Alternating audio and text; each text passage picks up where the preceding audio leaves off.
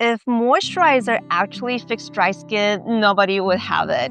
We layer, we seal, we slug, and we're still flaky. Today, I'm showing you the beauty soup my dad, a TCM doctor, recommends for dry aging skin from the inside out. This is a very simple beauty soup that helps your skin hold moisture better. It supports collagen, reduces inflammation, and helps with that tight, stretched feeling that creams alone don't fix. After my glow skin soup video, many of you asked for more skincare you can actually eat, more traditional Chinese medicine. So this is part 2, but specifically for dry, tight, and aging skin. Most of us treat dryness from the outside in, but in TCM, skin is just a mirror of your internal organs.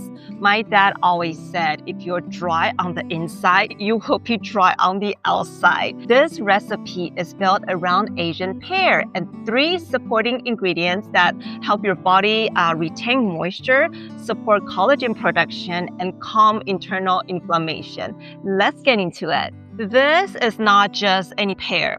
In most American stores, you'll see different kinds of pears. Those are softer and great for baking. But for this recipe, I prefer Asian pear.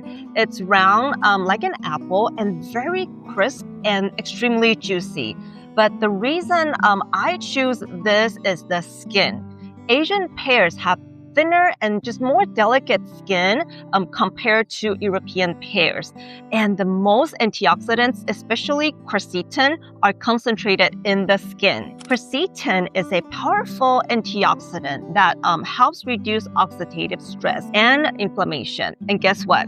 Inflammation is one of the biggest drivers of collagen breakdown. So when you leave the skin on, you're getting more of those protective compounds. Asian pears are also rich in vitamin C, which your body needs to actually make collagen. And they contain copper, which helps keep your elastin and connective tissue strong, basically helping your skin stay firm and bouncy. Now, if you can't find Asian pears, don't worry. You can absolutely use other types of pears. Pears in general are high in vitamin C, fiber, and polyphenols that support antioxidant protection and gut health. And gut health is closely linked to skin hydration and inflammation. Whatever pear you use, try to include the skin because that's where most of the nutrients are. People say Asian pears are medicinal because of its high nutritional profile, but any other pears will still give you hydration support and the collagen building nutrients. So just use what you have. Now, hydration isn't just about water and vitamin C. If your skin feels dry, tight, or even slightly red when you're stressed or not sleeping well, that's usually inflammation and stress hormones at play. That's where the second ingredient comes in. This one surprises many people. Lily bulbs isn't just a plant. It's edible and it's deeply nourishing in traditional Chinese medicine. In TCM, lily bulbs restore moisture and calms the internal dryness. A modern perspective, lily bulbs contain plant polysaccharides that help regulate immune function and reduce inflammation signaling. They're also very rich in potassium, which helps regulate the fluid balance. That's important because if your cells can't regulate electrolyte properly, they don't hold moisture efficiently. That can show up as tight, irritated, and reactive skin. Lily bulb is also traditionally used to calm the nervous system and support sleep.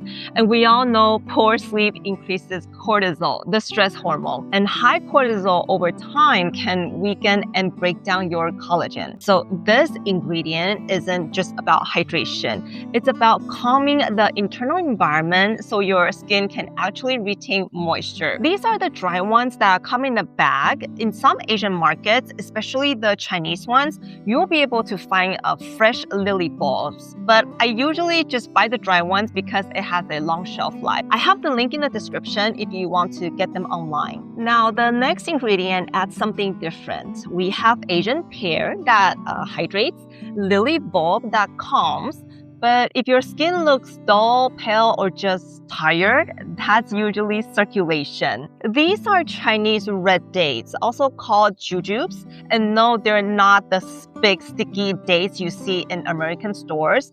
These are big red dates that are naturally rich in vitamin C, and they also contain B vitamins that support circulation. And here's what it matters. Your skin needs oxygen and nutrients to look bright and healthy. If circulation isn't great, your complexion can look flat or dull, even if you're using really good skincare. In TCM, red dates are called blood tonic. That sounds dramatic, but what it really means is that they support healthy circulation and energy.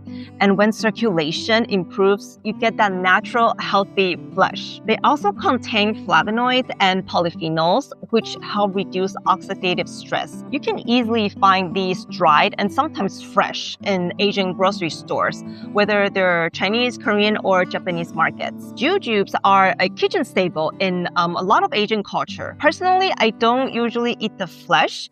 I use them more for what they release into soups or teas, but I know people do eat the flesh. And that brings us to our last ingredient, goji berries. They're basically nature's retinol because they're packed with vitamin A. Yes, the same vitamin A where your retinol serum comes from. Vitamin A helps your skin renew itself properly instead of looking dull or uneven. They're also high in lutein and zeaxanthin. These are antioxidants that protect against oxidative stress, especially from things like blue light and just environmental exposure. But what I really like about goji berries is that they contain unique polysaccharides that help support immune balance. And when your immune system is balanced, your skin is less reactive, less inflamed, and better able to hold moisture. They're slightly sweet and kind of tart, and once they're rehydrated, they get soft and juicy. I usually drink them in teas with jujubes I mentioned earlier, but when I cook them in soups, I usually add them at the end so they stay plump and keep more of their nutrients. Now let's put this together. This soup is so easy to make. For the dry lily bulbs, I soak them for about 30 minutes to an hour. Once it's rehydrated, the texture is soft and plump and ready to be cooked. With the Asian pear, try to leave the skin on because that's where most of the nutrients and antioxidants are. Cut it into chunks, larger pieces if you like a bit more texture, or smaller pieces if you want it softer and easier to eat. Toss the pear in a pot along with the hydrated lily bulbs. Rinse the dates and add it to the pot. Dates are naturally sweet, so I tend to add more of the dates instead of more sugar or honey in the end to make this soup sweet. And then just add enough water to fully cover the ingredients. Bring it to a boil, then lower the heat and let it simmer for about 30 to 40 minutes. As it cooks, you will notice the water starts to smell slightly sweet and floral. The pear softens at this point and the lily bulb becomes tender and almost creamy. In the last 5 minutes, just add a small handful of goji berries. If you like it a little sweeter, you can add a bit of honey or even stevia. Since my kids eat this, I usually add a little rock sugar to make it even sweeter. In TCM, rock sugar is believed to moisten dryness and soothe the lungs, which is why it's often added to pear soups and herbal teas. You can also make this in a slow cooker and Instant Pot.